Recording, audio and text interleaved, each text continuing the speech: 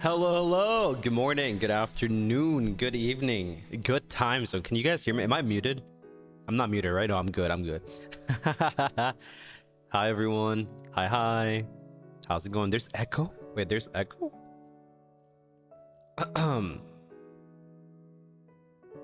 There's an echo? We can hear you just a little. Well, I mean, I guess that's just part of the room, right? You're good, you're good. Okay, okay. We can hear you. How's the food? It was good. It was just like something simple that I needed for my stomach.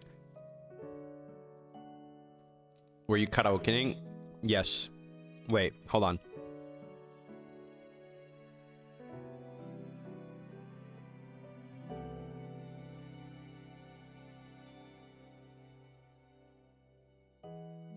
I'm trying to fix it.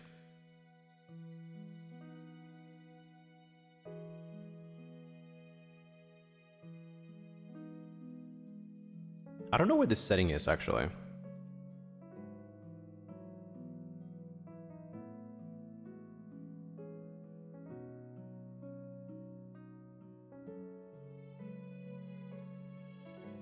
Just give me a couple minutes. I need to fix this. Marude kono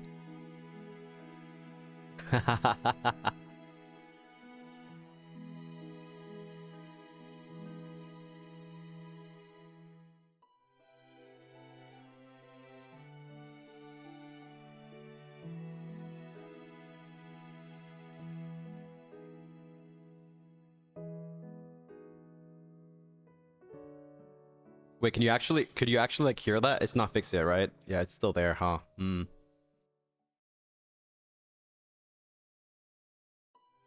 Yeah, can you imagine if I keep singing, then the stream dies. The stream dies instantly.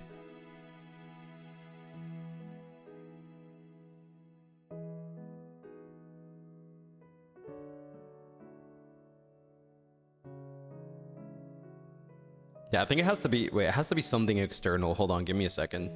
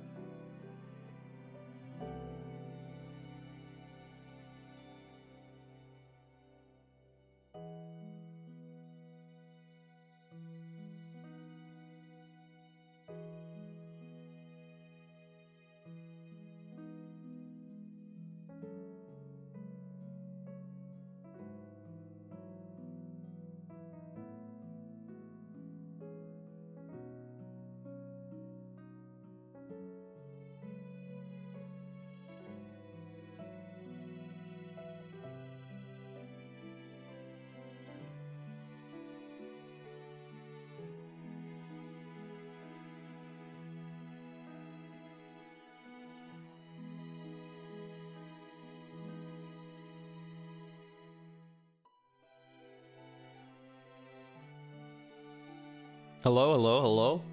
Does it work now? Hello? Hello, Scuff. It's okay. Are we good? Yeah, okay, nice. We're back. We're so back. Chat, we can't see this, right? He can't see this. Yeah, I can. Yes, I can. I've been here the whole time. I never left. I was just trying to fix it. Can we unfreeze now? Yes. You are allowed to be unfrozen now. Chat. Right here. You're welcome. You're welcome. How are you guys doing, though? We don't have much time today, unfortunately. I know I even started a little bit late, but we don't have much time, unfortunately. Our stream is probably going to be like an hour and a half because, as you guys know, we have to raid into I think it's Roscoe. So yeah, we're gonna try to, you know, do our best to get through like the lore posts. If I can't get through all of them, don't worry, I'll do another one. This is completely like not organized or anything. I just thought like I wanted to read them. And that's about it. 19, thank you for the 1 gifted, and Enya, thank you for the 17 moons. I'm so excited for the meet and greet concert. Sell out the tickets, rah! I still have no idea what I'll say and think I'll fumble, but I cannot wait. You can never fumble, Lucien Lunaris. Good news for you. It's like a reading stream. We're gonna be reading through, yeah, the lore posts. A part 2 would be nice. Well, it depends though. If I don't finish reading them all today, which it is long. So I hope you guys are ready. We only have a very, very limited time today. I could have literally just not streamed at all, but I wanted to stream. So yeah, I was just, you know, I'm just a little restricted because we got some really cool stuff. There's some really cool stuff coming today by Roscoe, and I believe there's something after, right? Is it Altus's 2.0? Like right after, I think. So Tori, thank you for the 26 moons. Thank you. 26 moons with my favorite vampire. Time has gone by, but every moment has been precious. Thank you. Yes, yeah. So very restrictive, but I still found, you know, some time to stream. So yeah. So yeah, let's go through this. For the people that don't know, a little introduction about my lore. Most of my lore has been through membership only posts. So if you're not a member, or if you're a member and you didn't know, it's kind of hard to tell because like, oh, you got to scroll down a lot or else you don't know about this, right? I wish there was a better way to like sort these, but I post a lot of things, more like journal entries in what is called the Book of Memories, right? In this book, myself, and I write technically experiences throughout my days in Primaterra, right? So yeah, they get longer and longer per how do you call it, per journal entry. And yeah, I hope you guys are ready. But if you guys want to read it yourselves, I put a lot of work into it, so you know, go check it out in the memberships. I know it's a little bit like annoying to have to scroll down all the way down, but it's worth it. It's worth it. But yeah, just one little thing to mention. Obviously, just because I'm saying it here on stream, because I'm reading it on stream, doesn't mean that you can like screenshot and post it elsewhere. It's still membership only, right? So I'm only going to be reading it and possibly talking about it, but the whole like written section itself, just let's try not to like, you know, screenshot it if you are able to. Just keep it in membership. Yep, scrolling down to find. I know it's so long ago. 2 years ago. Tracks back 2 years ago. Will you be explaining or just briefly? Probably briefly today, but you know, maybe we'll have some question time. Yeah. Let me check really quick.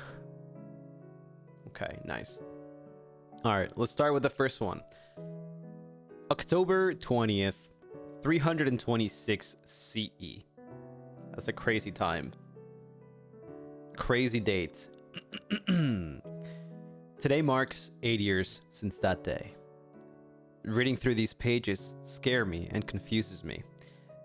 There is so much I don't remember. A world without memories. How baffling it is to wake up each morning, devoid of recollections. Sometimes, when I read every single one of these pages I wrote, it feels like I'm a different person each time. How do I make sense of a world that exists only in fragments? So disconnected. I have traveled half the world at this point looking for an answer. As I wander, each place held the promise of discovery, yet I'm still confused. I'm not ready to give up. And to whoever reads this, even myself, please carry on and continue this journey. The darkest nights make the brightest stars.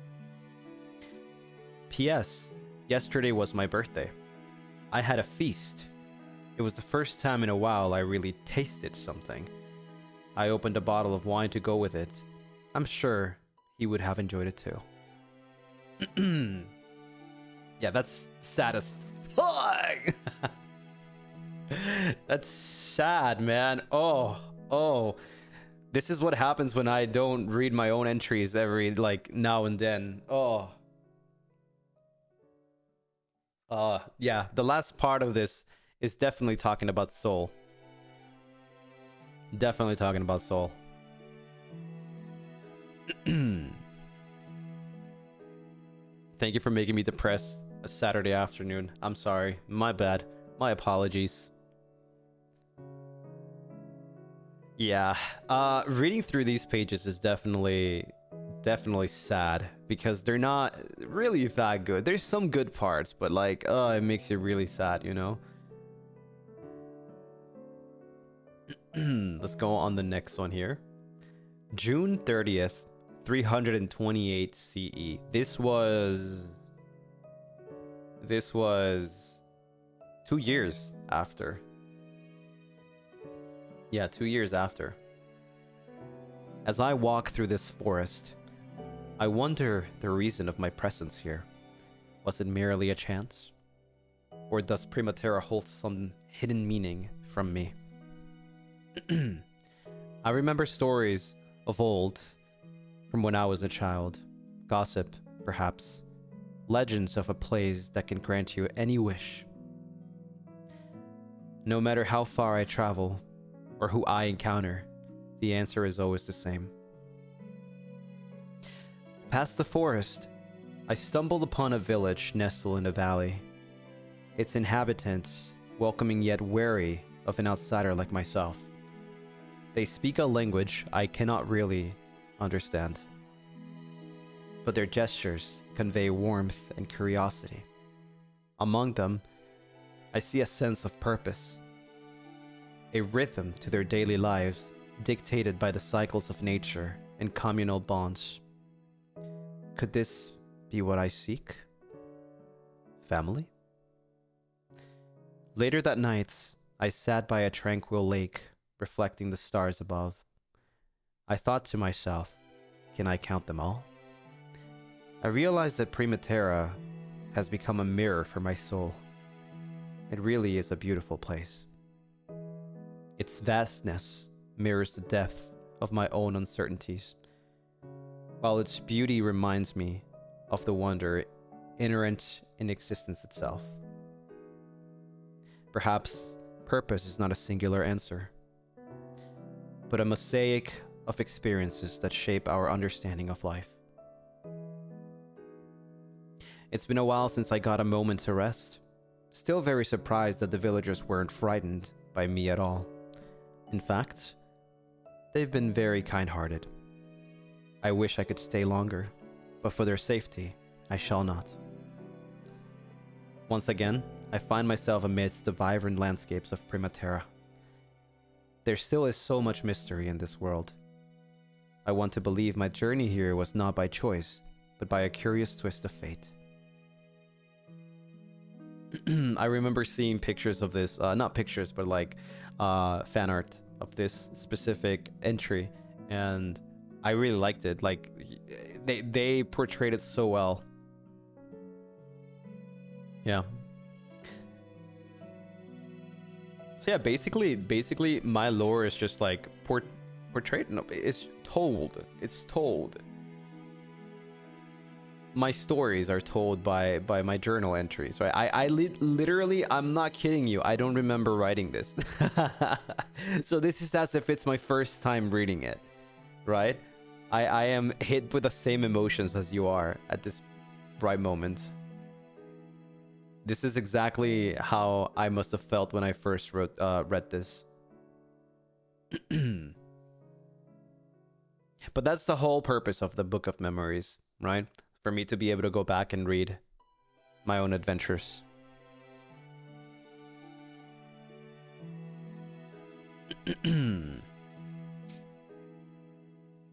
We go up and we have, okay, another thing, very curious thing about the Book of Memories, at least the journal posts, is that they're not in chronological order, right? I just chose to share with you certain chapters of it. right? They're not in chronological order. For example, this next one is actually a few years before the first one. So December 19th, 321 CE. The moon is very distant tonight, its silvery light barely breaking through the shrouded clouds. If it wasn't for its bright guiding beams, I would be lost. I can barely remember the darkness I've left behind, but the weight of it presses down on me like a suffocating fog. Images of faces twisted in pain. I can't let go. I catch glimpses of what I might have done, but my recollections dissolve like mist before I can get a grasp of them. I can't remember if I truly did those things, or if it's just this crystal playing tricks on me. There is something strange about it. Voices I hear. Guilt. Blame. Destruction wherever I follow. Every step feels like a battle against my own shattered soul. When I see my reflection, the person staring back is a stranger. Eyes hollow. Skin even more pallid, as if my soul has been sucked out of me. I am scared of me. I can only wonder for so long before I must face the consequences of my actions. If I truly did what I did, the darkness I've been fleeing from is not just behind me, it's within me. There is something that has me curious, that I always seem to come back to, from one of my encounters with a mysterious merchant long ago in an abandoned land. Avalum. I remember that word being thrown around everywhere in children's stories, legends, myths. How is it I remember this? It resonates with me, somehow. The merchants seem to know not only about that, but also so much more about the world we live in. A very wise man that has probably been around for a long time. He took a deep look at me. His eyes followed every detail. But when he reached the very noticeable silver aureole floating above my head, he pointed at it while shaking, with his finger barely stable and a very frightened expression on his face, like he'd seen it somewhere before. He asked where I got it from. I honestly couldn't remember, but to me it's always been there. Or maybe that's just what I believe. His eyes widened. As a memory seemed to have exploded inside his mind, he could only stutter some words, while still shaking and pointing at it. Ere, caos, sombra. I wasn't sure if he was speaking the same language anymore. I had to make him snap out of it, as he would stutter the same words over and over in shock. After some time, he seemed to be back to normal and was ready to take his leave. However, before going back to his wondering, the merchant told me one last thing while looking directly into my eyes. A celestial crown forged from celestial light, sealed by two skull hands. It's like a radiant halo of stardust bound within a cage of ancient, spectral bone. The aureole glows with the ethereal light of 1,000 stars, representing divine majesty and otherworldly grace. The skull hands carved from the very essence of forgotten souls grip the halo with unbreakable resolve, ensuring that the celestial brilliance remains undimmed and contained by the timeless power of death and darkness. The hands, you need to forge them before the cataclysm ends this world. Ever since, I have been carrying this quote-unquote crown over the top of my head. However, it answers nothing, and even more questions branch from it. What is within me? How long has it been there? Whatever it is, I don't want to see it again. That is one of the longest ones. Yeah.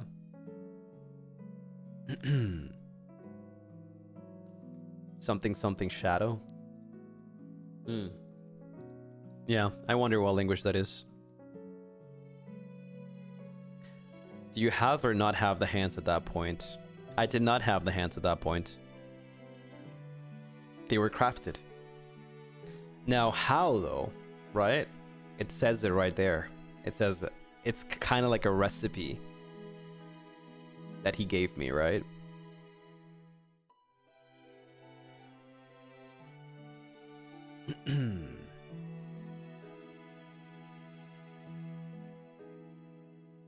Let's see.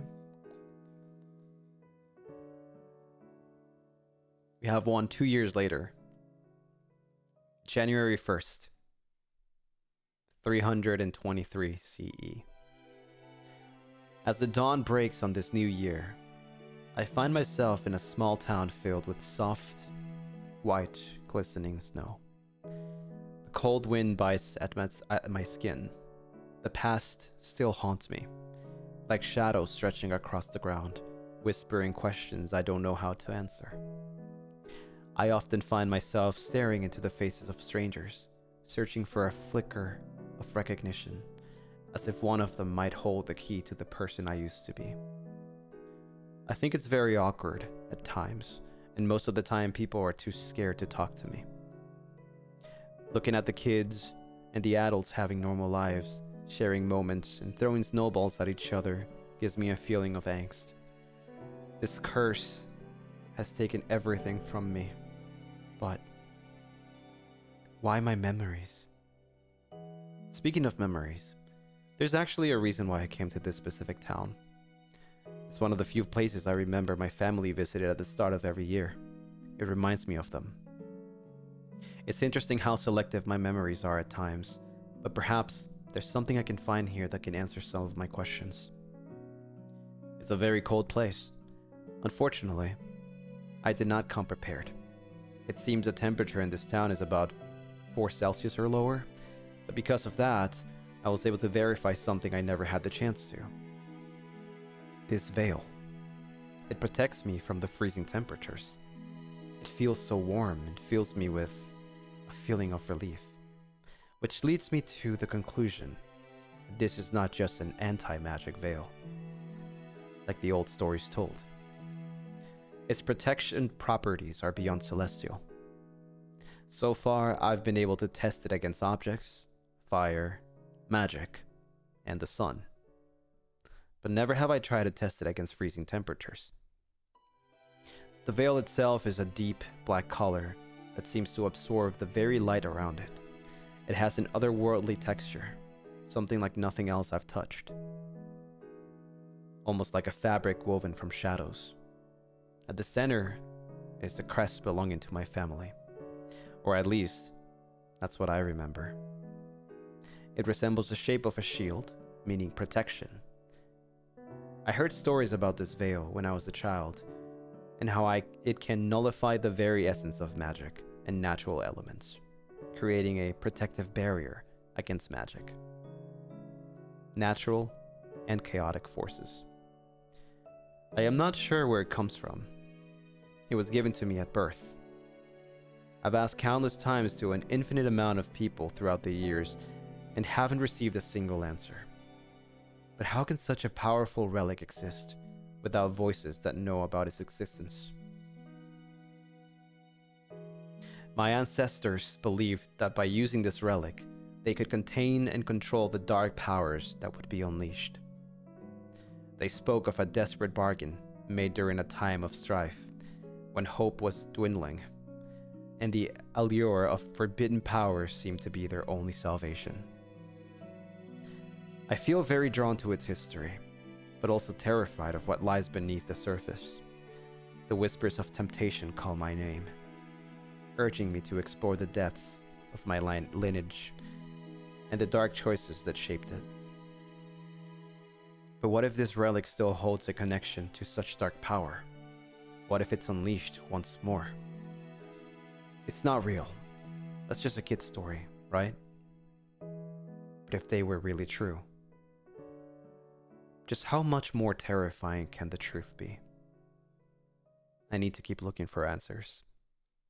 At this moment, I'm unsure of my next destination. I guess I will decide where to go after I get some rest. Here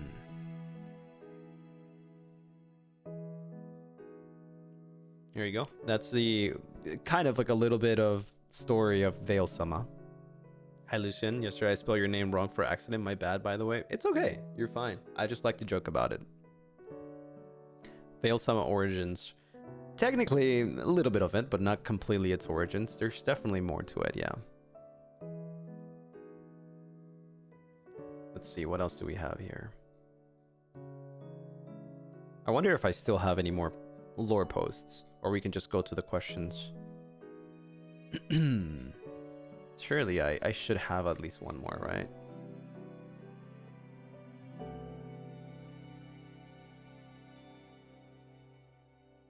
Okay, there is.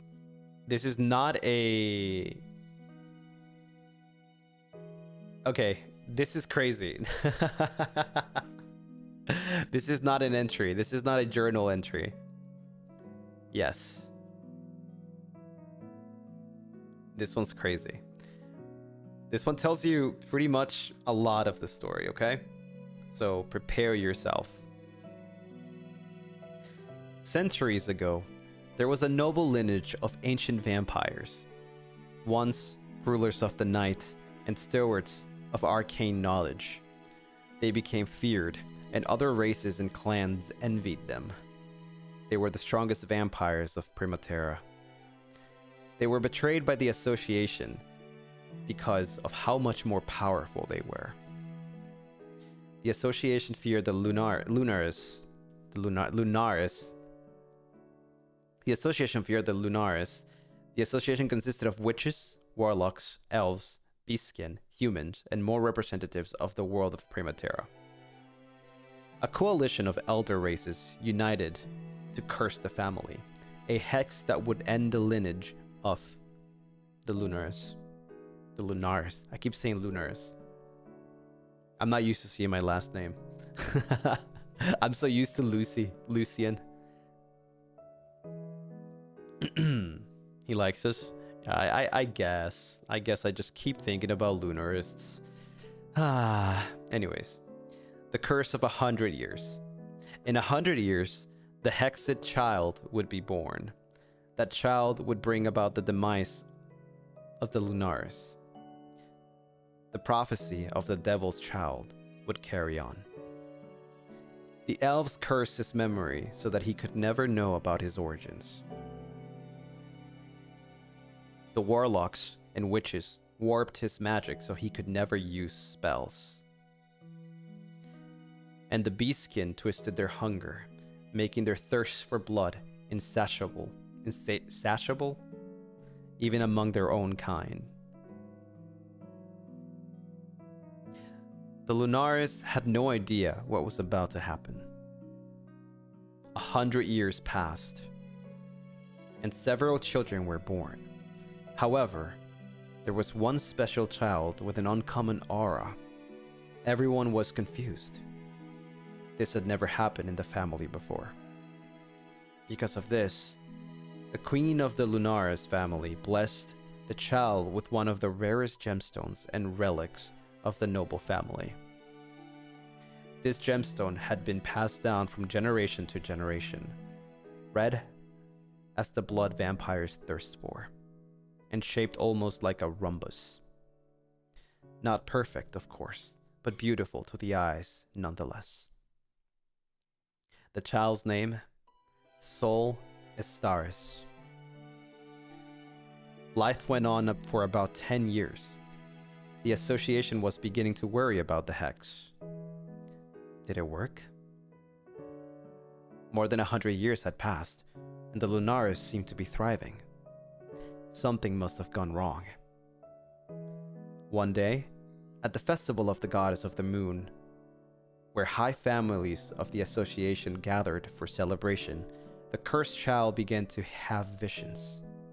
Shadows, darkness, whispers, voices everywhere.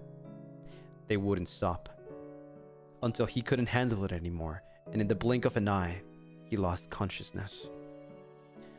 The darkness took over, covering the child's entire body in what seemed to be a dark mist. Only one thing was bright and obvious, yet fear-inducing to others. His eyes were glowing red. 2 pinpricks of crimson fire burning through the black like twin coals stared to sudden life. Not just red, but alive with a seething, unnatural glow, as if something ancient and wrong pulsed behind them. It wasn't the color that made them terrifying, it was the intent.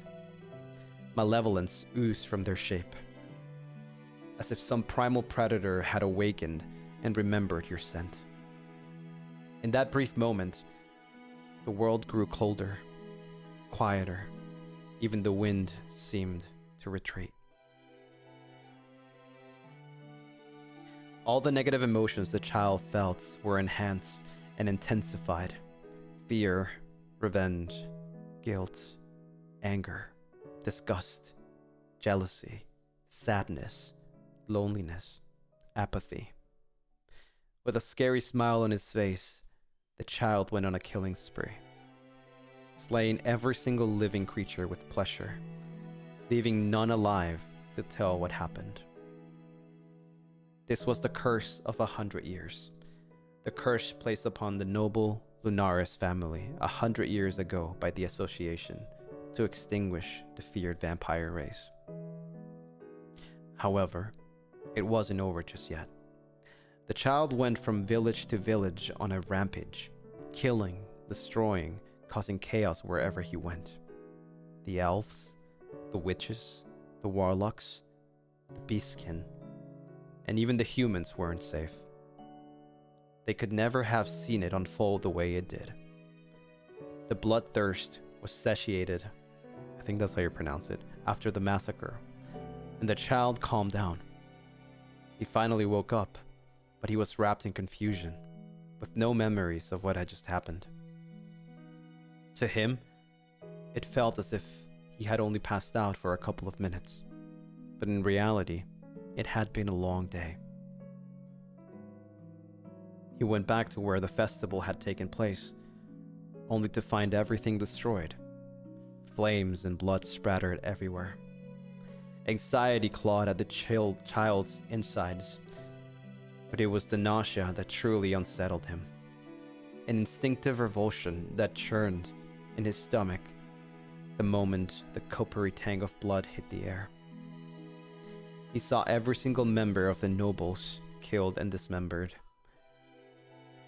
As he kept walking, he saw a more familiar figure on the ground, surrounded by flames.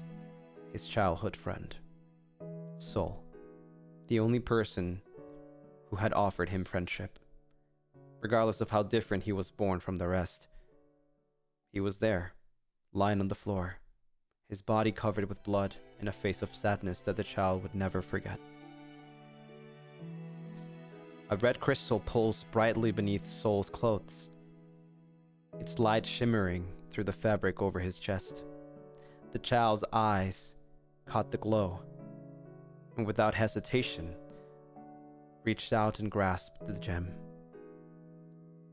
In that instant, a violent rush of memory surged through him, snapping and flashing with dizzying speed.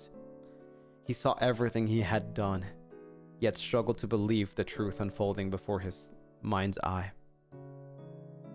Inside him dwelled not merely a shadowy figure, but darkness itself, something ancient and celestial, far beyond mortal understanding. It was more than bloodthirsty. It fed on the souls of both the innocent and the damned alike.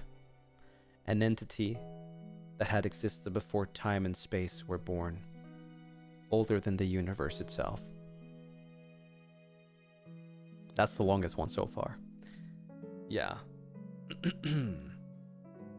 Hopefully my reading wasn't that bad.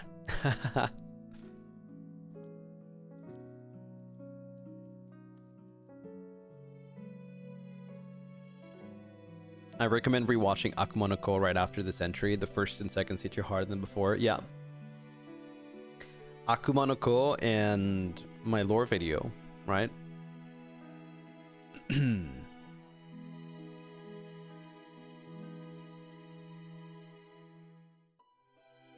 me see.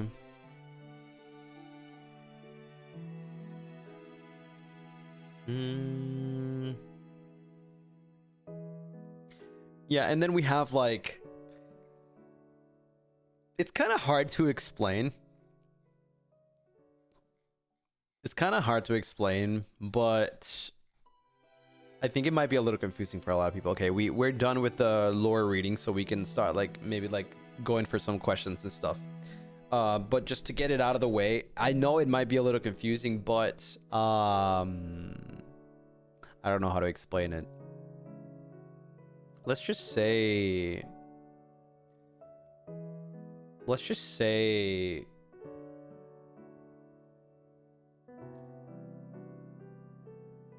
in a way, Nameless is not canon, right?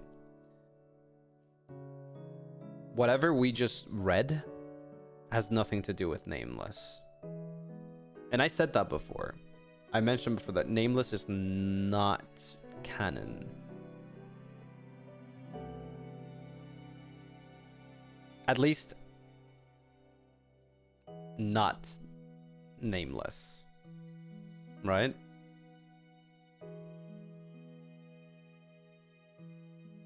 Like Nameless is from another AU? Not really. Nameless, I can tell you where Nameless comes from. Nameless comes from a place where time doesn't flow. And it's a place where realities come together. Right? So technically he exists everywhere at the same time. There's only one.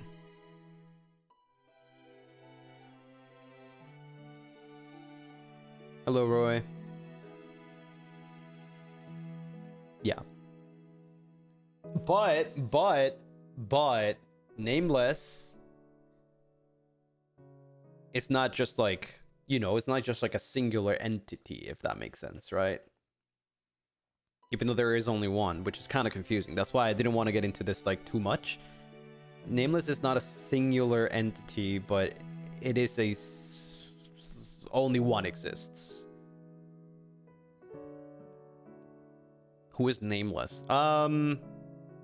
Nameless is the entity that was basically that made Soul Vault happen. If you don't know what Soul Vault happened, then you should watch it right now. Looking forward to all the lore stuff. Kick all sorts of butt. I think I did more than kick butt. I think I killed a lot of people.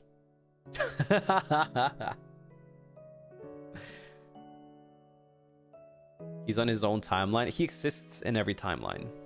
Nameless is in every timeline. He is in a place outside of time.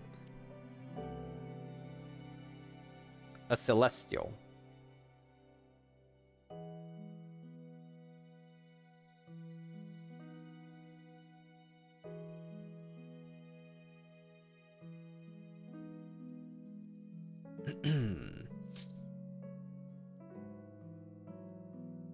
Sorry for my fish memory. No, it's fine. You're fine. That's why I'm here for. I'm here to clarify, to talk about some things.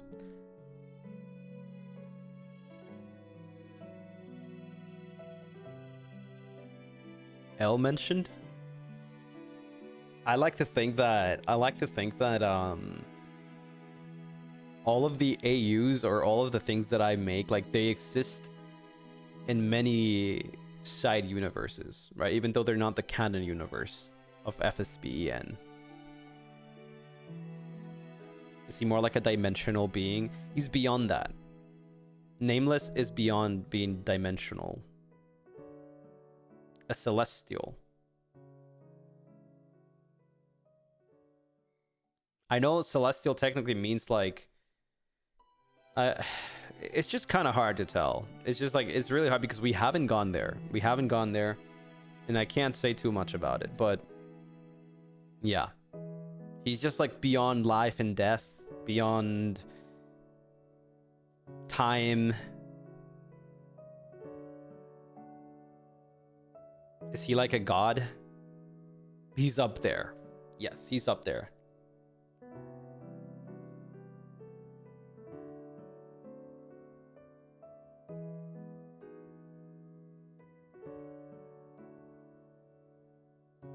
it's like one of those things, like these entities that are like super strong, but they have no creator. So technically they are as strong as a god, but they're not like the god. Does that make sense?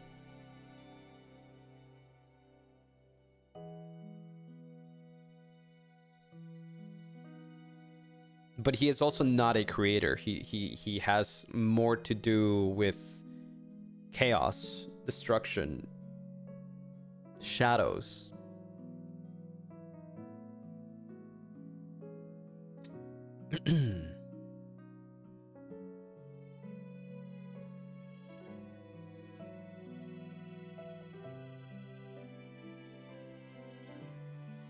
So they just became to be when the universe formed? Yes. Well, before the universe formed. They exist from before the universe formed.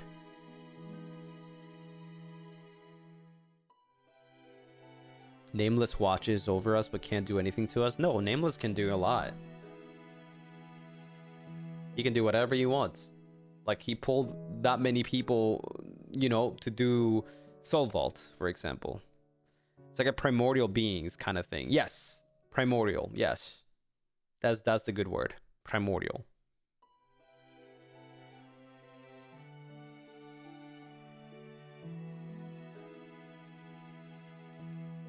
Even though Nameless isn't canon, is someone responsible for the curse on the child, or is it truly something that had to fall on the Lunaris family? Even though Nameless isn't canon, is someone responsible for the curse? Well, yeah. Yes. See, the thing is, like, the lore goes even far behind. This is my lore, right? But the lore goes even further than that. Obviously, the Lunaris were practicing a very powerful magic, right? That is soul magic.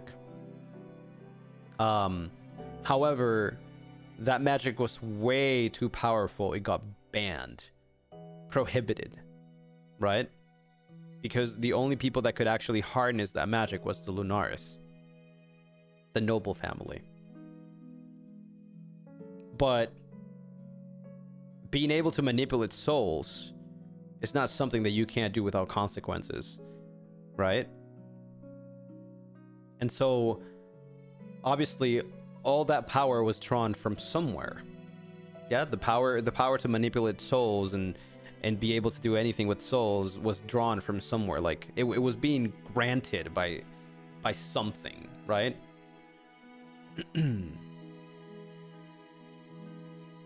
So you got the short end of the stick. It was more like everybody, quote unquote, you know, we're calling them the association, hated how strong and how feared the Lunaris were, because like they could do whatever they wanted, right? They were just too strong. Plus, on top of that, being vampires. So the only thing they could do was curse the family, right? And their solution was to trap whatever the source of that magic was into this child, right? But it backfired. It worked, but it backfired. Yes, the Lunaris was eradicated, but so were the people that did it, right? Everybody within that perimeter was gone.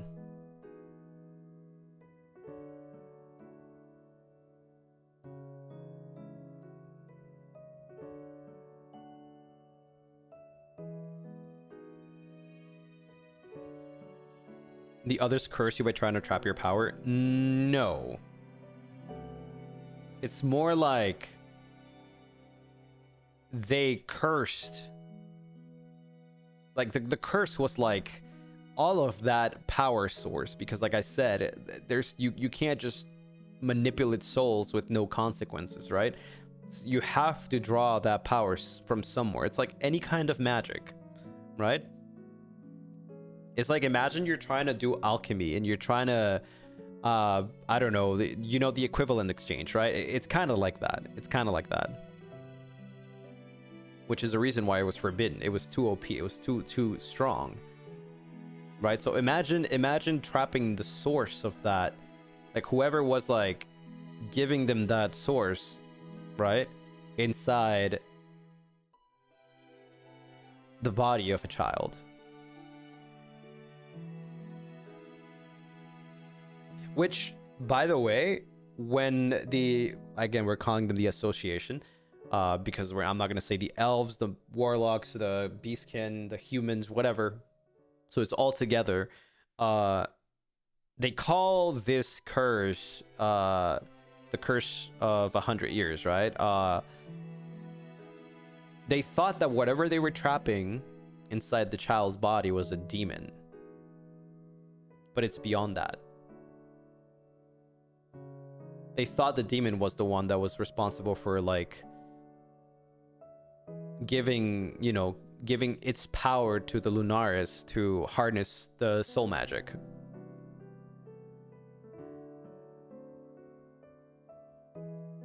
So is there any correlation that Selot has with the Lunaris family because he was not given to you directly by your mother?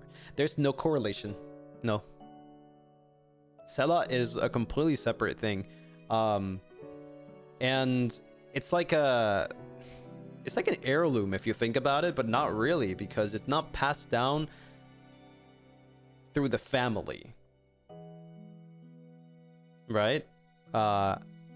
As you heard when I was reading, Selot was passed down from the Lunaris to Soul, which is not a Lunaris, right? Because he was a gifted child. He was born with an extremely powerful aura. He was basically a prodigy. Compared to me, because, well, I was cursed, so I was born with no magic. Right?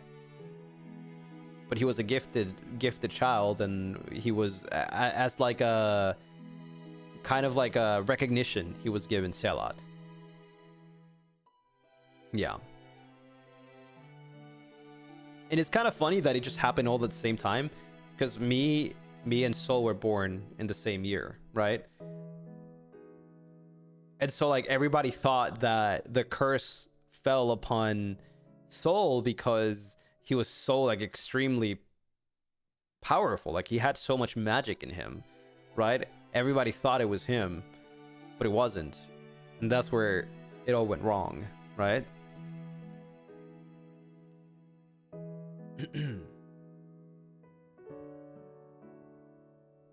When you mean you have consequences for using soul magic, is it just for the non-Lunaris, or is it Lunaris using soul magic which causes consequences on others? Well, to harness soul magic, like, what do you think you have to do? You need to play with souls. Let's say, quote unquote, play, right? So there is consequences to it. You're both either interacting with the dead or the living itself, right? There's just literally no other way. Which means for them to even practice or even try to, like, you know, do all the things that they were doing, they had to experiment. They have to run experiments, and, well, how do you experiment with souls?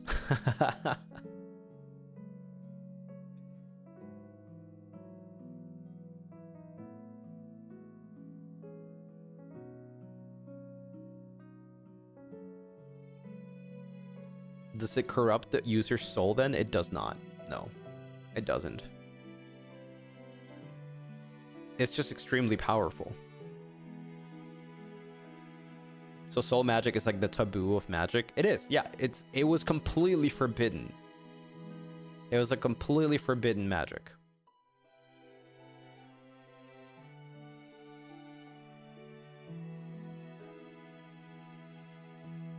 So is the curse also the reason you don't like blood and consume souls instead? Yes.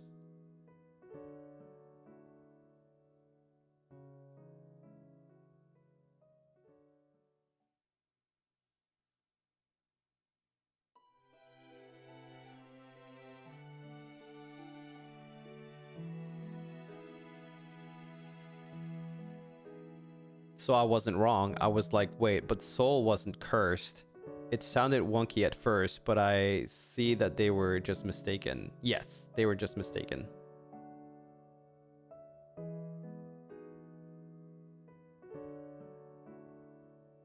The lore post mentioned blood that the vampires seek, right? Yeah, usually. Yes. Yes. Usually vampires. In fact, the Lunaris and every single vampire race from Primaterra were, oh, to say it the most, like, I guess it sounds weird to say they were bloodsuckers, right? And so would I have been if I wasn't cursed. I do not need blood to live or to be satiated. I don't know how to pronounce that word. I hate that word.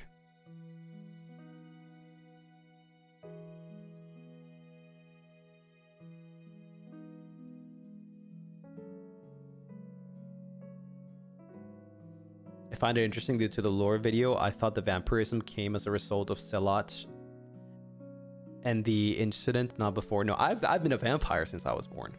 So no, it has nothing to do with Selat. In fact, Selat has done nothing. I've never heard or talked to Selat. As if Selat is just dormant. Like I just, the only thing that happened, the only thing I remember happening that was when I touched Selat for the first time, when I took it from Soul, the Lunarists appeared. Right? I was able to see souls where I couldn't see before. That's the only thing.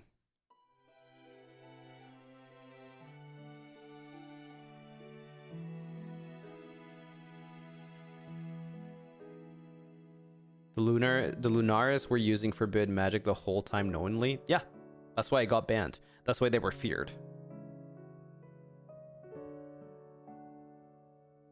But yeah, other than that, I mean, to be fair, listen, to be fair, it's kind of confusing, okay? I don't understand why. I don't know if it's Selat. I don't know if it's the curse. I don't know if it's just the souls. But when I say I hear voices, I don't know if it's from Selat. I don't know if it's from the souls, that I can hear all the souls. I don't know if it's the curse. It could be any of them, right? It's not like they introduce themselves. Hey, I'm Selat, right?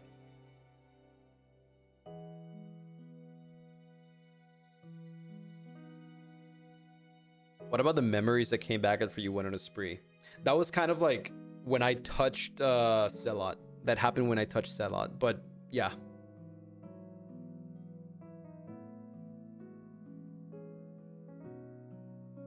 It's kind of funny if you think about it, because so the curse makes it so that the memories are wiped, right? Memories are completely wiped. It's just terrible memory.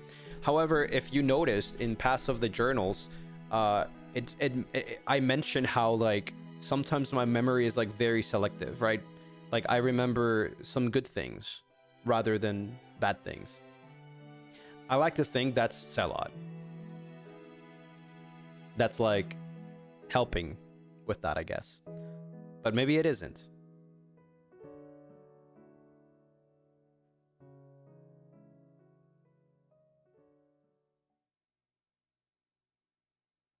That might, like in my opinion, that might be like just Selat counteracting the curse, but I don't know. Maybe it's like, because like Selat and the curse are quite similar, so they clash, right? Imagine those two, like they're always fighting in a sense. I'm not saying they are, but it's like they clash, right? They're like both oil instead of oil and water, right? They're both oil or they're both water.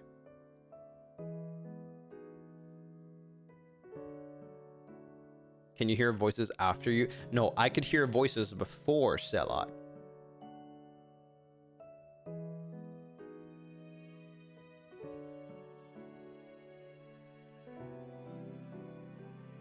Sorry if it wasn't mentioned before. So were you the only one in the Lunaris family that had the curse? Yes, it was just one child after 100 years.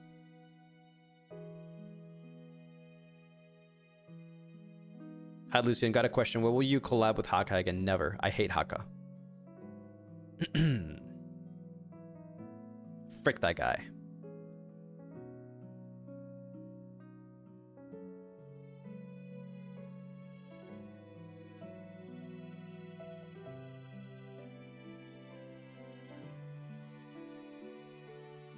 There was no curse before you, right? No, there was no curse. The curse was placed 100 years before I was born.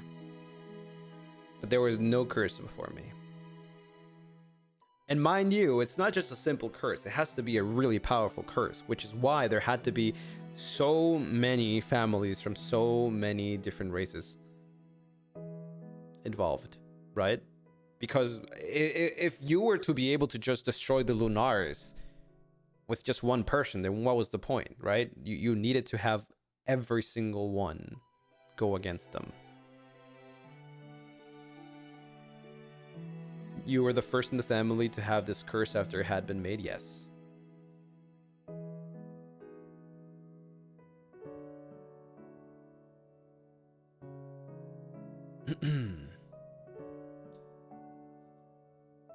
I wonder what they hated. They waited 100 years. They didn't wait 100 years. That's just what it was. And by the way, remember, these are fantastical like creatures, right? They're elves, warlocks, vampires. 100 years for them is nothing, right?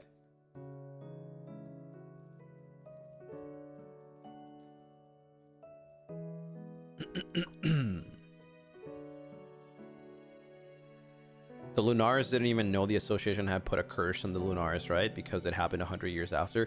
No, they knew. They were well aware. They just didn't know. Which is why, this is why, after 100 years, when Soul was born, and they saw that he was a prodigy, they thought, this is the cursed child. So they were giving Selot as a like an offering, right? Like being like, we'll give you this because, well, you're the cursed child, like, you know, you will protect us instead of like, you know, kill us or whatever. But it was the wrong child. It was the wrong. Soul was just a prodigy. He was just a one of a kind.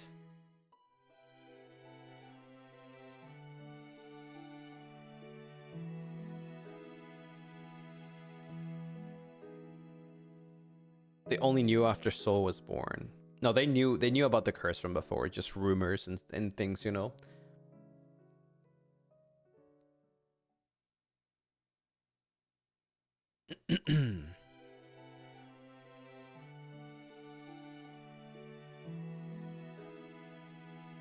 The Lunaris knew there was a cursed child. There would be. Yeah, they knew there would be.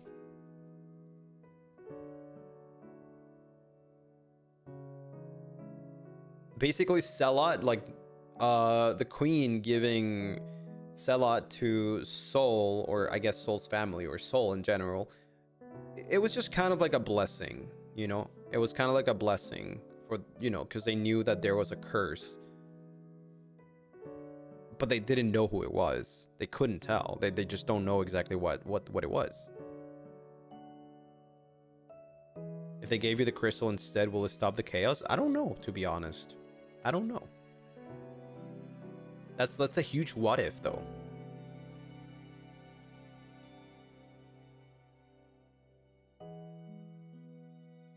They didn't have magic books or heard any prophecies about the curse? Nope, they didn't. There's no track of this because it was the first time that this had happened. And the only history that there is written was about the source of the souls, right? Like the soul magic. That's the only thing, but there was nothing about the curse, because that was a thing that the association was just like trying out something new. That was like their desperate attempt, right? So let me track the time. We got like 10 more minutes, I think. Do we? How long do we have actually? I need to check. 10 more minutes? I don't know. 40 more minutes, sorry. 40 more minutes. My bad. Yeah, we're good. Yeah, till the cover. Yes. Let me just like in case, let me just like set up the redirect so we, you know, we go there. I don't get bonked.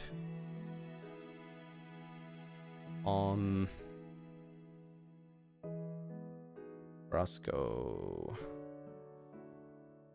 Graves. Okay, there you go. Yeah, we got plenty of time. We can talk a lot more. Could you say that Sol and you were almost like the yin yang of the Lunaris because of his power and your curse? Well, Sol was not part of the Lunaris.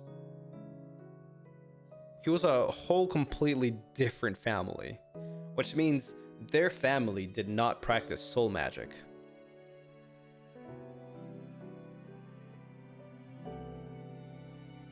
Just a curious question. I don't know if the post said anything about it, but was the black markings on your hand also an effect from the curse? Yes. But they only started appearing after the accident, or the incident, I guess you would call it. It's not an accident, it was an incident.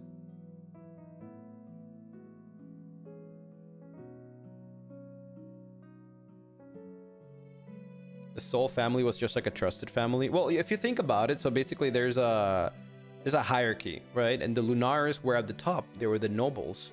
You had the queen and the king, right? And then there's many other families that are like way under that, right? So it's not like they were trusted or anything. They're just like, you know, as loyal families. Like the Lunaris did have like their own, you know, their own like sub families, if you want to call it like that. They just love their people, if you think about it. Yeah, many other vampire families, like royals and lords. Kinda. Yeah, kinda. Did the whole thing plan to happen exactly on the festival, or was it a coincidence? It was a coincidence, yeah. Because that was 10 years after the 100 years. Right? The association was like, did it work? Because after the 100 years, the curse fell upon the child. However, nothing happened, because how would a freaking just newborn child kill everyone, right? So it just happened 10 years after the 100 years. So it wasn't a vampire, right? So it was a vampire, yes.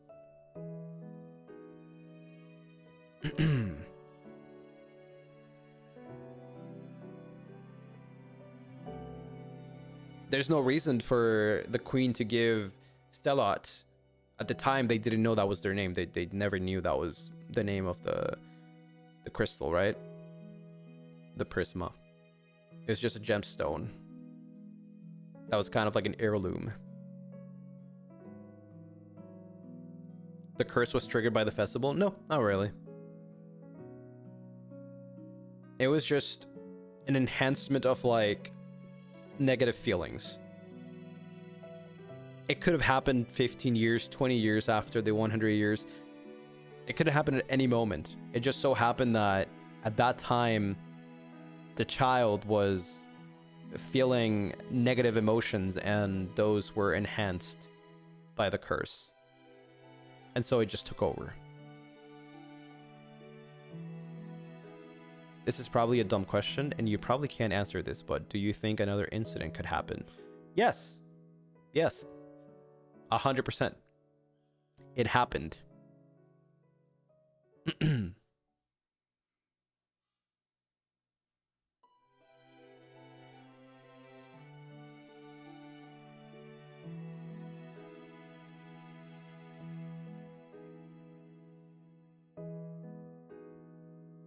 It could happen anytime. Yep, it could happen anytime. Which was why I was hesitant in joining the party for Avalon. I wanted to work solo. Even though I knew at that point that I could contain the curse with the Oriole and the Skull Hands.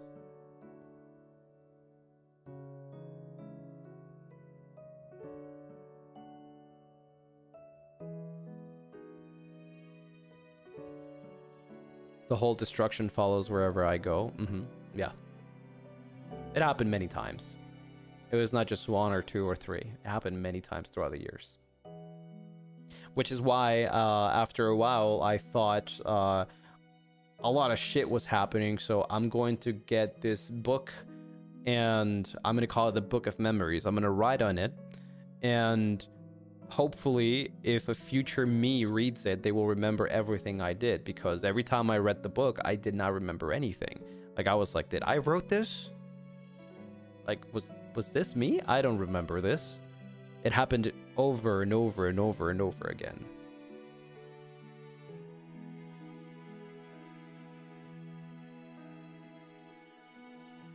Do you try to suppress your emotions to not trigger the curse again? Do I try to suppress my emotions? I just try not to feel too much.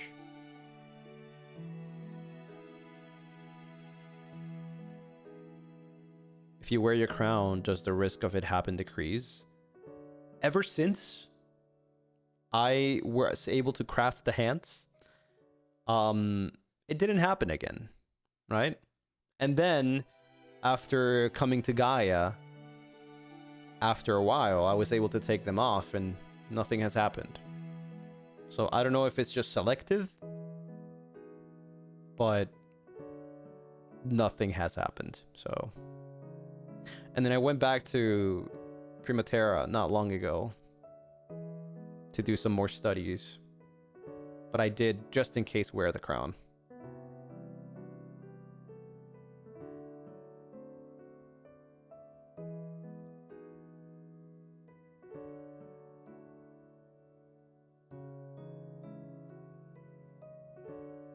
It must be the Gaia air. It might be. It really might be.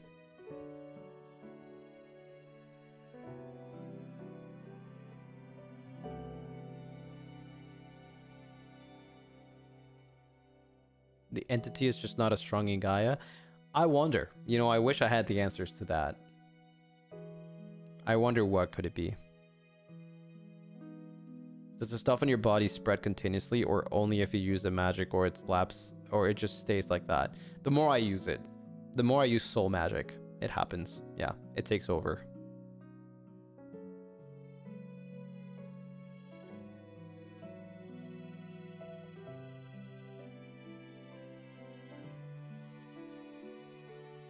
Interesting question for you, but does being around other powerful beings like Xander suppress whatever it is? I don't think so.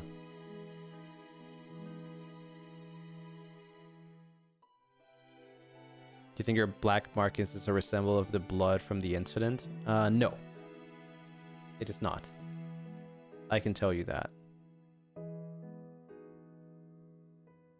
The more you use it, the more it takes over. That makes sense, yeah. The more it consumes my, I guess, my skin, you would say. So every time you use soul magic to make us disappear, disappear, just in general, any kind of soul magic, yeah. Any kind of soul magic.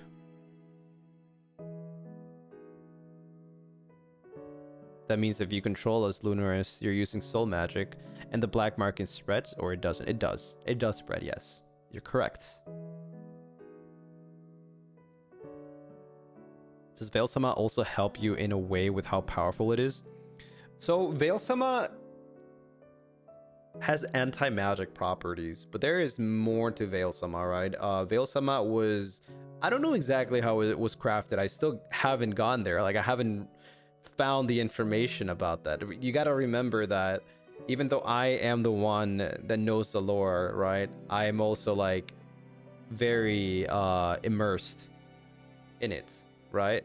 So I still haven't gotten to like the whole truth about Veil-sama, but Veil-sama was crafted by the Lunaris, right? And obviously the Lunaris were soul magic people, right? So there's something more to Veil-sama than anti-magic. There's more to the Lunaris than just soul magic. Clearly they were preparing for something, and they had created this relic that was anti-magic so that they could literally not be affected by anything or anyone. And it was just not anti-magic. It was also freezing temperatures and the sun alike, right? So yeah, they were creating more than just like magic. It was also artifacts, relics, things that were powerful, like to the same level of soul magic. Veil Sama crafted with soul magic would be, maybe, I don't know. It's a very powerful artifact. I think Veil Sama is really OP.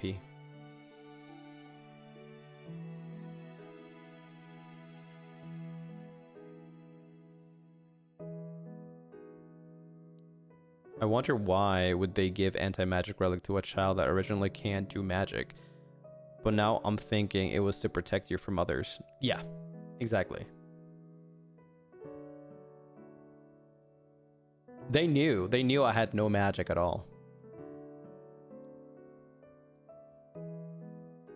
But funnily enough, I mean, you know, the Lunaris weren't like the smartest, right?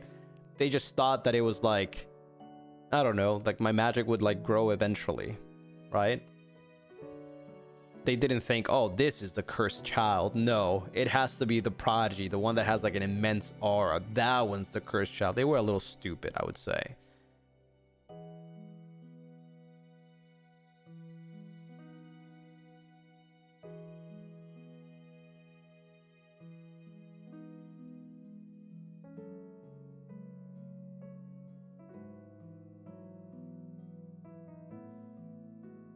So you're like a walking ticking bomb, kind of, yeah. And it's lived in my head since forever, right? Like everywhere I go, like my presence is just feared. And sometimes places I go they're just gone.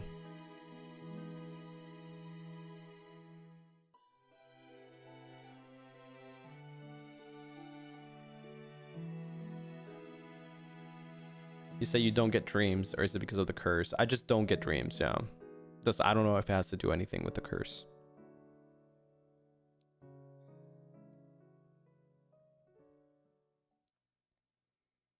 I know that we are souls, but could your curse even kill us? Well, that's the point of soul magic. And it's not even soul magic on its own, but like blood is to vampires what souls is to me. So yes, I can extinguish souls.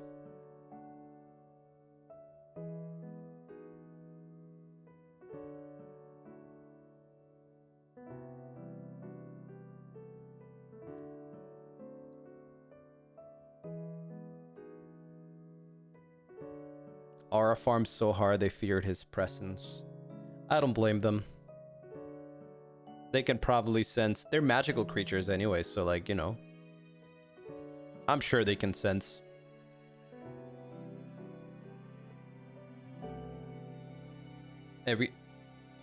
Each time you take a soul, your black mark can spread. Each time I use soul magic, it spreads a little bit. Is it you that chooses to eat sinful souls, or the curse automatically filters good and bad? No, that's me.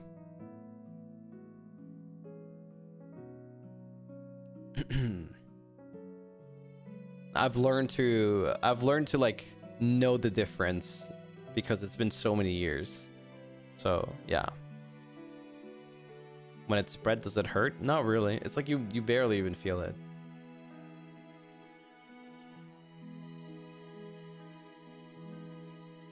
Were you born without magic, or you couldn't use magic because of the curse? I was born without magic because of the curse.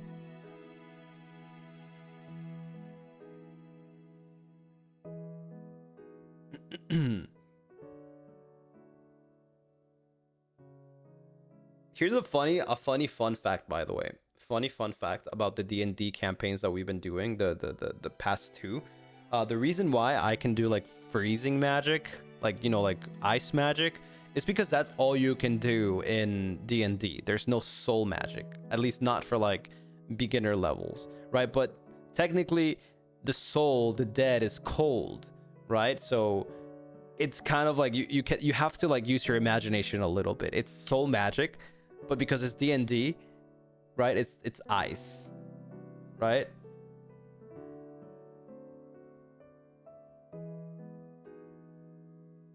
Yeah, it's a loose retelling.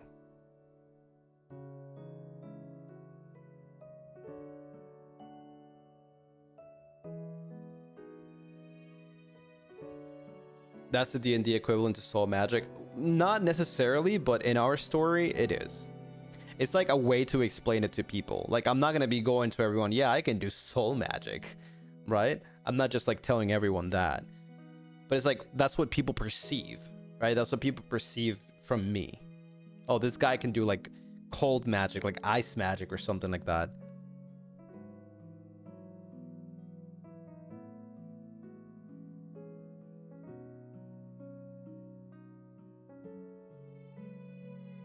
But there's so many. I don't know if you know, if you like searched up the D&D class that I use for the campaigns that we've done. But there's certain spells that allow me to control the enemies, right? Because it's like soul magic, right? Which is the whole purpose of it. Like, I can control their souls. But I just haven't used them.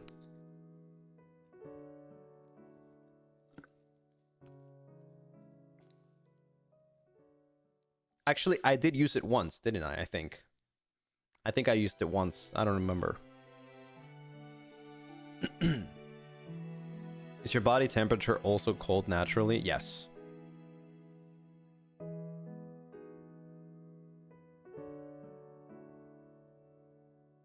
Are all vampires like that? To be fair, I don't know how to tell you. It's been so long.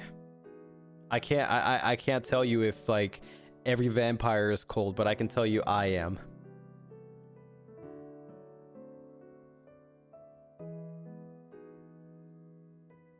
How can you control Lunaris in your benefit, like in a fight against someone?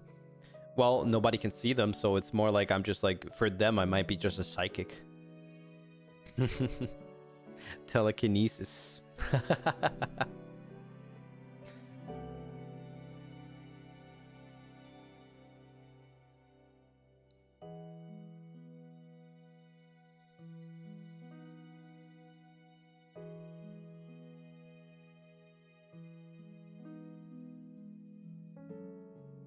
You confirm that your mark can spread when you use soul magic, but can it also vanish little by little? It does not vanish. So at some point, eventually, it'll consume me my whole body. When will that be? I don't know. Guess it depends on how much I use the magic. It's permanent as long as I have the curse, yes. But it's been 130 years and I still have the curse, so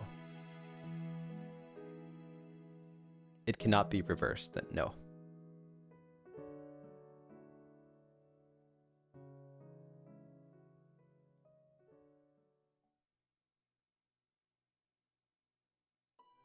Don't use your soul magic. I try to use it the least I can. But sometimes you have to. There's no way of breaking it. No, it's a once in a lifetime curse that nobody has information about. Nobody has ever done it again. It's so specific, there's no records of it.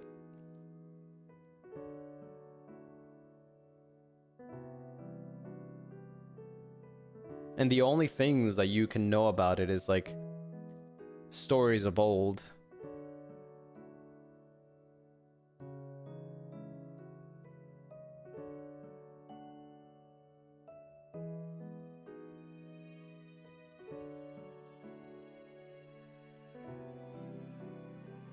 And the people who done it is probably dead. Even if they were to be alive, which they're not, they don't know shit. They just gambled. You could tell from their reactions when the 100-year passed. They were like, did it work? They don't know what they did. They didn't know they were gonna die. Do you usually use soul magic when it's necessary, like for emergencies or when you're in danger? Only when it's necessary, yes. Because I know exactly what it does. What do you mean by consume you? Does the mark affect you physically? What will happen if you fully consume you? If it fully consumes me, then that whole thing is going to be covered in I'm going to be covered in it. Like my whole body is going to be covered in it. What will happen afterwards? I don't know. Maybe it'll take over me.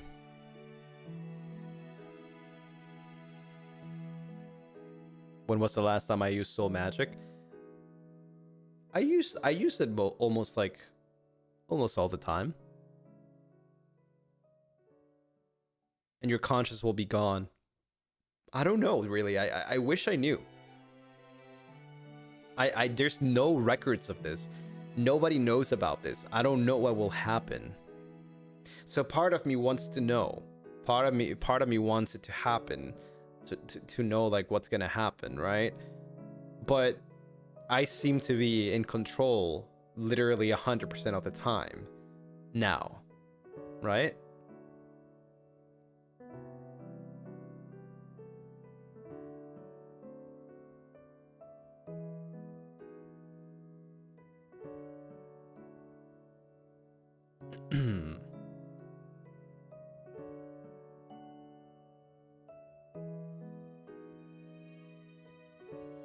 So you become Venom? That's funny. That's funny. Only in Gaia or when you went back to Primaterra too. So I went back to Primaterra about a month ago to do some studies about soul magic.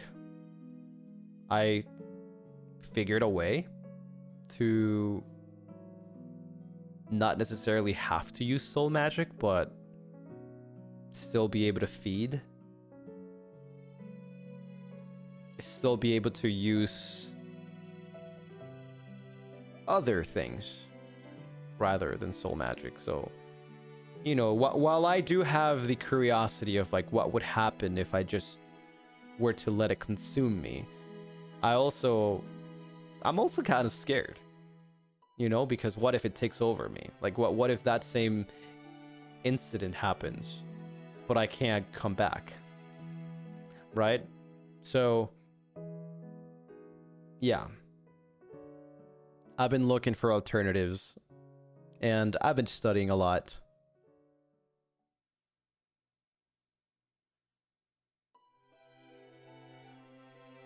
I'll be ready to talk about it in the future.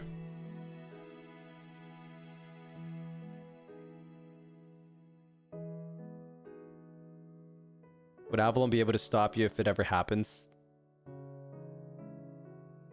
I don't think so.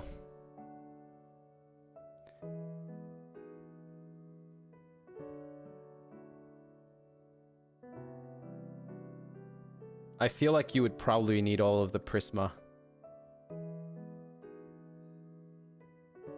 I've felt the terror. Yeah. I feel like it wouldn't be something so easily to take down. Yeah.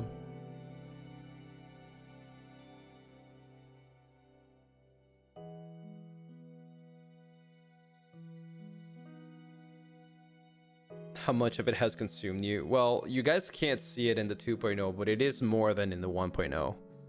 Yes.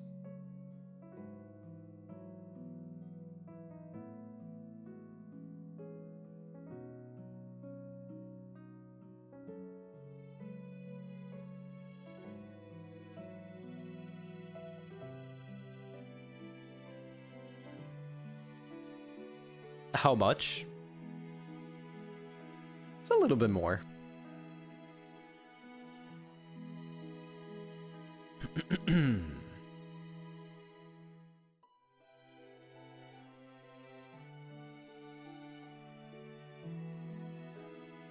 That's why the long sleeves. Well, yeah, I don't like how it looks. Looks a little ugly.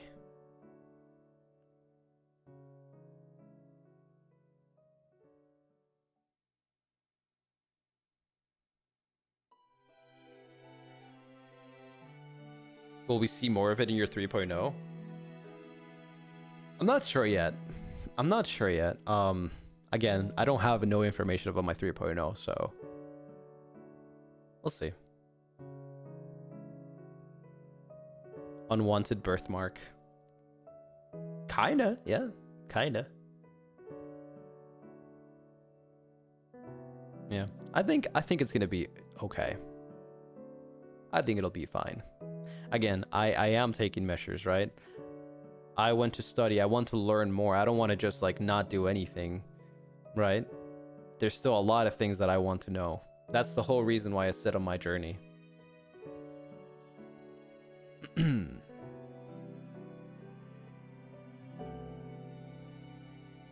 you use your soul magic each time you talk to us? No. There's no need to use the soul magic to talk.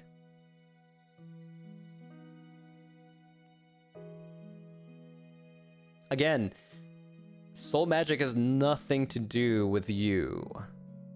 Right? You are souls, but I only was able to see you guys because of Selot. Now, if Selot was to be taken away from me for whatever reason, I don't know if I'll still see you.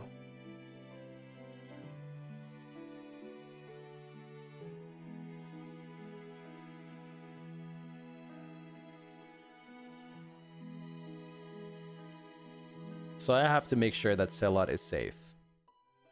Just in case.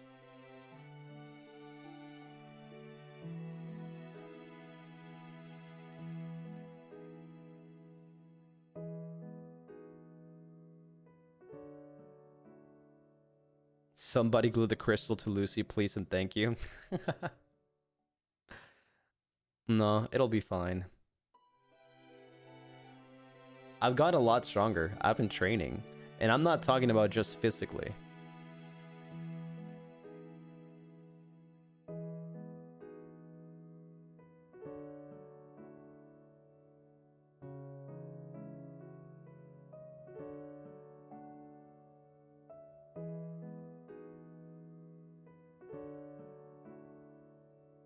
Sorry if someone has already asked this, but is there a way to lift your curse?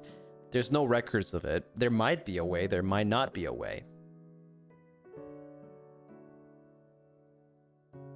What if a curse is what keeps me living? Right?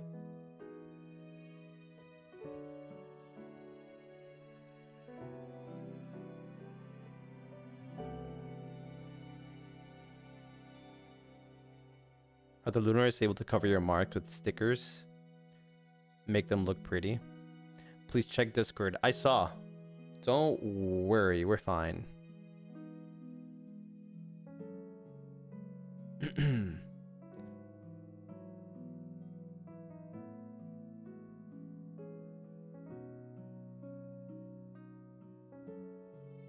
Madasan wasn't here like 30 minutes ago when I already put the redirect.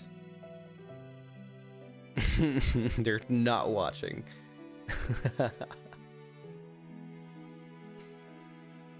We're using all of our minutes. Madasan just woke up, bro. Yeah. Yeah. They need to get their coffee. I'm watching you. Bro. Down to the last second. Literally, we still have 12 minutes. They just clock in. It's crazy. I mean, technically, what time is it? 9 a.m. I guess. I'll give them that. What if a certain elf can help lift the curse? How? How? What is he? 9 to 5, relax. True. No, management feels like it's like freaking 9 to 12, like more than that. I feel like they work for like 20 hours a day. I'm not even kidding.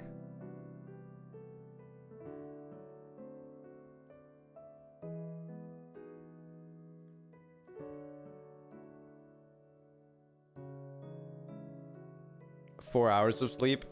Yeah, you would be surprised. You'd be surprised. They work really hard. They even work like after hours. Like if you think that they have like a, let's say like 9 to 5, let's say they do have a 9 to 5, they still work over hours. Imagine concert times when the concert comes around, they work even like they barely even sleep, to the point where like they'll fall asleep at the studio because they haven't slept.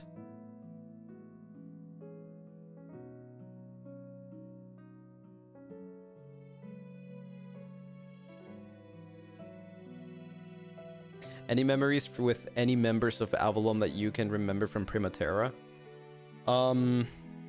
Mostly Cass. Because I met Cass a lot earlier than the others. But I mean, just adventures, just like trying to find Avalon, right?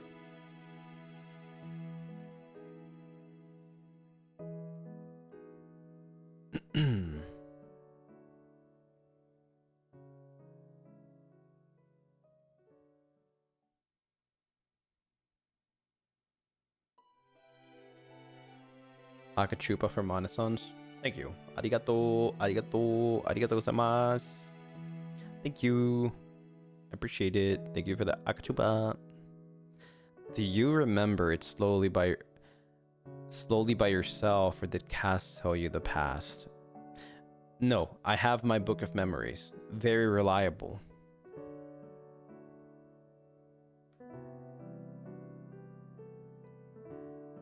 Nothing more than that? Me trying to get crumbs? Not at the moment. Not at the moment.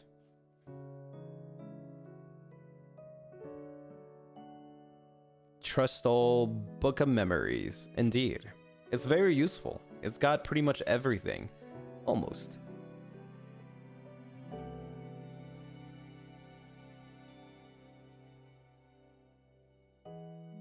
I'd love to see a journal entry of what past you thought of Elfman. I don't remember even writing about him, to be honest. Maybe I did. Again, I don't read the pages every day, so I forget a lot. And every time I read them, I feel like I never wrote that.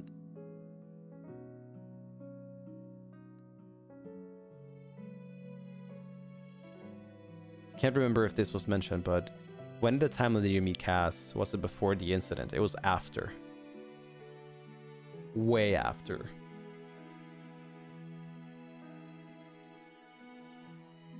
What if the memory that you write in it is corrupted or mixed? It could be. It might as well be. At the end of the day, it is what I remember, right? I write it right after it happens. And by right after, it could be maybe several days after it happened. So how accurate that is, I don't know, but I trust myself. If I were the one that wrote those, I trust myself. Sorry if I missed this, but was the crown aureole with you from the Lunaris lineage or from the curse? No, the aureole was from the Lunaris. I had it from before. But I didn't used to wear it. It's just like part of like, how do you say, like nobility? Noble? It's just a crown. It's like a prince. However, it was not always melted. It was a normal nobility. There you go. It was just a normal crown. Do you remember your parents or no? No. So it actually doesn't do anything. It does not.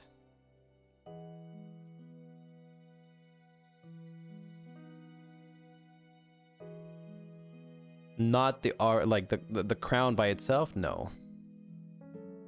When it turns into an aureole with the skull hands, it does something. Again, remember what I said before, that the Lunaris created a lot of relics and artifacts that you don't know what the frick they do, but they're very powerful. So while that could have been a normal, inoffensive crown, it might as well be something else. Same for Veil-sama.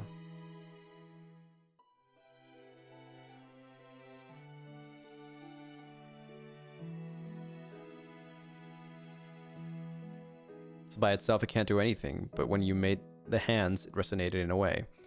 It was kind of like a piece of a puzzle, right? It was not complete. Have you found any more artifacts? Not really. Not really. But there must be more, right? There surely are more. Kyan, thank you for the 22 moons. Thank you, thank you. I seriously love your lore so much, Lucy. My mind is blown big time. And love how it feels like I'm listening to an audiobook. Yippee! I'm glad you like it. The skull hands could be suppressing something. They are, yes.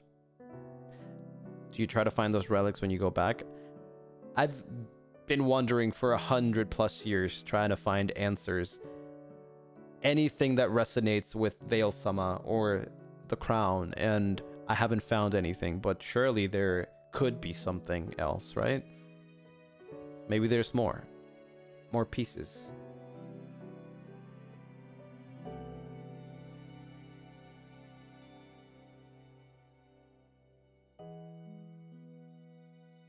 But yeah, with that said, I think it's time for us to leave for now because, well, there's a cover happening in about 4 minutes. But I hope that I finally was able to answer a lot of questions and maybe, you know, unveil some new things. And again, as I said, let's keep the Menshi as it is. But if you are curious and you are not a member and you want to read it yourself, maybe to analyze it, maybe to like just, you know, appreciate it, you know, you can get a membership for only $4.99. I believe that's the price. Yeah, get the membership and read the lore. It's gonna restart again. Like I'm gonna start again posting more journals later this year because right now I'm a little bit busy, but I will start again writing more so that you guys can read more and get more answers as well. Other than that, please go check out the meet and greets. I don't know how many are left, but if you haven't gone your meet and greets, or if you're still in doubt and you want to talk to me more minutes, then go get your tickets in this link that I'm going to be sending you right now. Here you go. Meet and greets right there. Sweet Tori, thank you so much for the 1 gifted. Thank you. But I hope you guys enjoyed the stream today. I hope it was a fun stream. Let's do this again, okay? Let's do this again. Obviously, this was not very like in order or organized. I was just trying to like give you guys a little bit more answers because I feel like it's been a while since we talked about lore, right? And I feel like there's, after Roscoe's stream, there's been a lot of confusion about like what's up with Lucy, right? What's going on with him? But now you know a little more. So yeah. I'll be talking to you guys on Moonlight Chats this upcoming Monday. So thank you everyone for watching. I'll see you guys in the next one. Enjoy the cover. I'll see you guys later. Take care. Bye bye everyone. I'll miss you guys. Bye bye. Johnny.